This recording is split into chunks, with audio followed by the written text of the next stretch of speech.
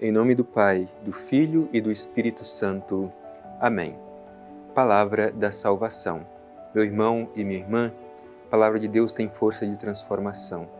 Por isso o profeta Isaías utiliza esta imagem para nos mostrar a força da palavra de Deus na vida de cada um de nós. Assim como a chuva e a neve caem do céu e para lá não voltam sem molhar a terra, fazer fecundar a semente para que cresça e produza muitos frutos, assim também é a palavra de Deus derramada em nosso coração. Ela não volta para Deus vazia, sem cumprir os efeitos esperados. Por isso, neste momento, nós queremos permitir que a palavra de Deus nos alcance no mais íntimo do nosso ser e nos ajude a testemunhá-la com nossas palavras e com nossas ações. Te convido, querido irmão, querida irmã, para aproveitarmos bem este momento de escuta da palavra de Deus e permitir que ela ressoe em nosso coração, ajudando-nos todos os dias a colocar em prática aquilo que nós escutamos.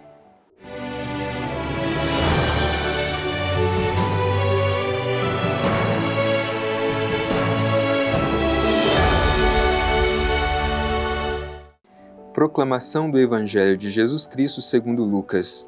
Glória a vós, Senhor. E entrando no templo, começou a expulsar os vendedores, dizendo-lhes: está escrito, minha casa será uma casa de oração. Vós, porém, fizeste dela um covil de ladrões. E ensinava diariamente no templo. Os chefes dos sacerdotes e os escribas procuravam fazê-lo perecer, bem como os chefes do povo. Mas não encontravam o que fazer, pois o povo todo o ouvia enlevado. Palavra da salvação. Glória a vós, Senhor. Estimado irmão, estimada irmã, o trecho do Evangelho que hoje escutamos é um trecho bem curto, mas muito significativo. Jesus já está nos seus momentos finais. Depois de uma longa caminhada, Jesus entra em Jerusalém. E como nós sabemos, em Jerusalém acontecem os últimos eventos da vida terrena de Jesus. E tudo isso justamente por causa dessas tensões entre Jesus e os chefes religiosos, os chefes dos povos daquele tempo, que não acolheram Jesus como sendo o Messias enviado de Deus a Israel. Hoje, esse trecho que nós escutamos ilustra muito bem esta realidade. Por isso vamos refleti-lo no mais íntimo do nosso coração, tentando entender justamente quais são as consequências para Jesus de assumir a sua missão aqui no mundo de revelar o rosto amoroso do Divino Pai Eterno.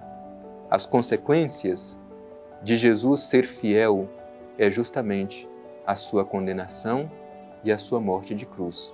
E esse trecho do Evangelho que nós escutamos mostra esta tensão que leva Jesus à cruz.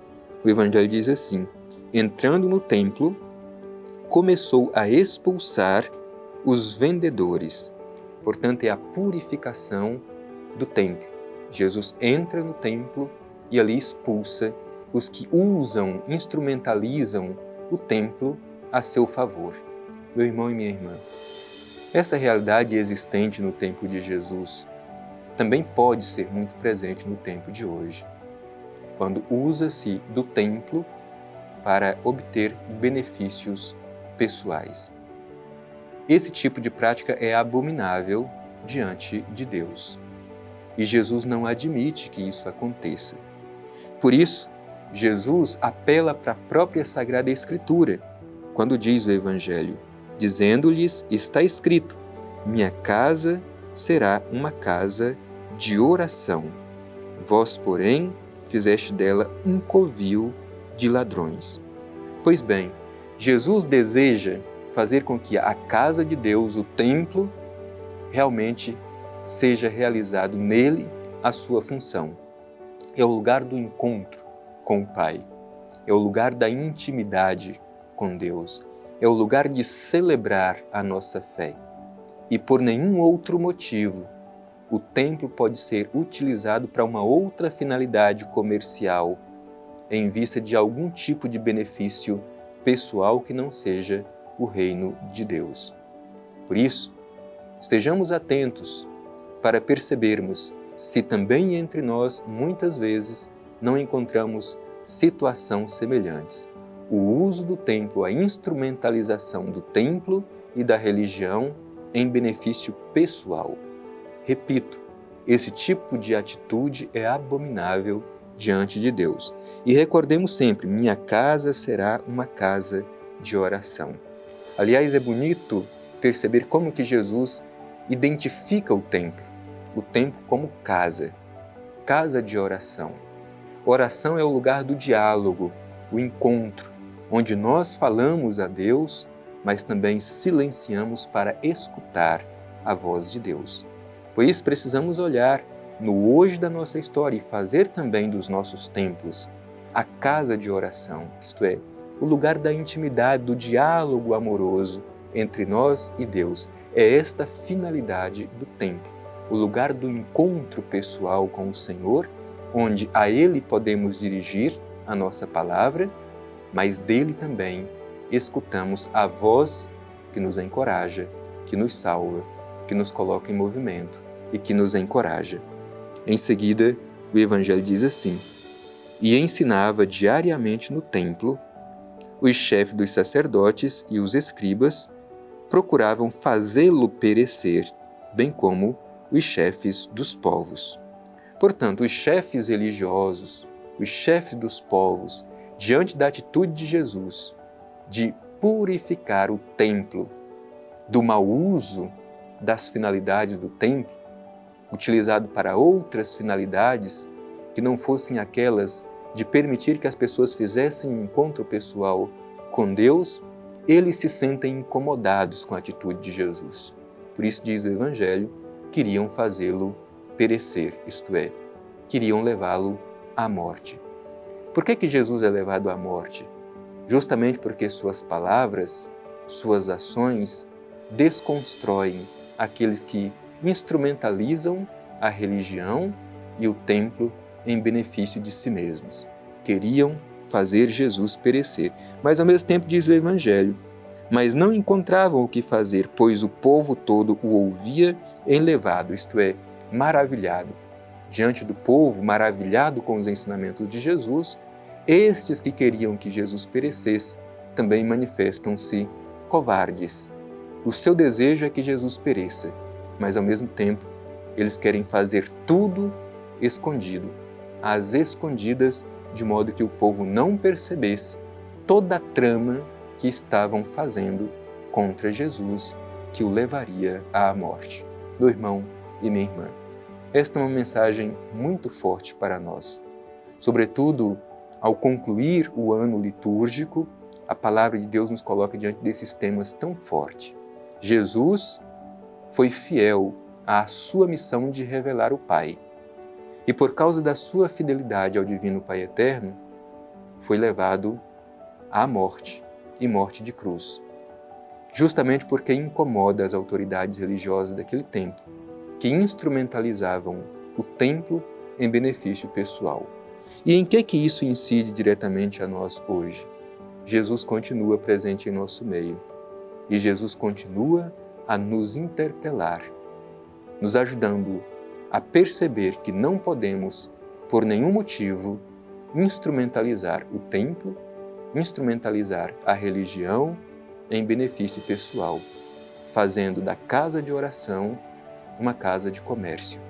Peçamos ao Senhor a graça de que os nossos templos hoje também sejam purificados de todo tipo de velhacaria que desviam as finalidades do templo, que é levar as pessoas à comunhão, à intimidade com o Pai. Que esta mensagem do Evangelho nos ajude a fazer uma experiência mais verdadeira, mais autêntica de encontro com o Senhor e, sobretudo, fazer do nosso espaço litúrgico este lugar onde nós podemos, abertamente como filhos e filhas, nos dirigir ao Pai, elevar a Ele a nossa voz, com a firme certeza de que Ele nos escuta mas ao mesmo tempo que saibamos silenciar o nosso coração e dele escutar a sua voz. A minha casa será chamada casa de oração e não um covil de ladrões. Que o Senhor nos dê esta graça da purificação do nosso templo físico, mas também do templo do nosso coração.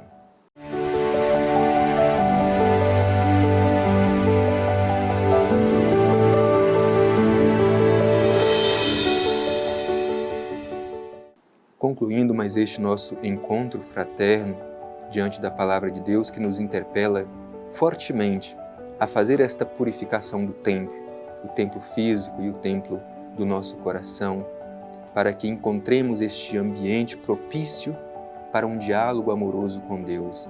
A minha casa será uma casa de oração. Te convido, querido irmão, querida irmã, a voltar o nosso olhar para o Divino Pai Eterno e a Ele fazer a nossa prece, a nossa oração. Pai Eterno, te pedimos no dia de hoje a graça de viver uma experiência religiosa que seja autêntica. Livra-nos, Pai Eterno, da tentação de querer instrumentalizar a religião, o templo, para tirar favores pessoais. Ajuda-nos a ter os olhos sempre fixos em Teu Filho Jesus, nosso Salvador e Redentor. Impulsiona-nos com a luz e a força do Teu Espírito, para que saibamos testemunhar o Evangelho com nossas palavras e nossas ações. Assim seja. Amém. O Senhor esteja convosco, Ele está no meio de nós. Abençoe-vos o Deus Todo-Poderoso, Pai, Filho e Espírito Santo. Amém.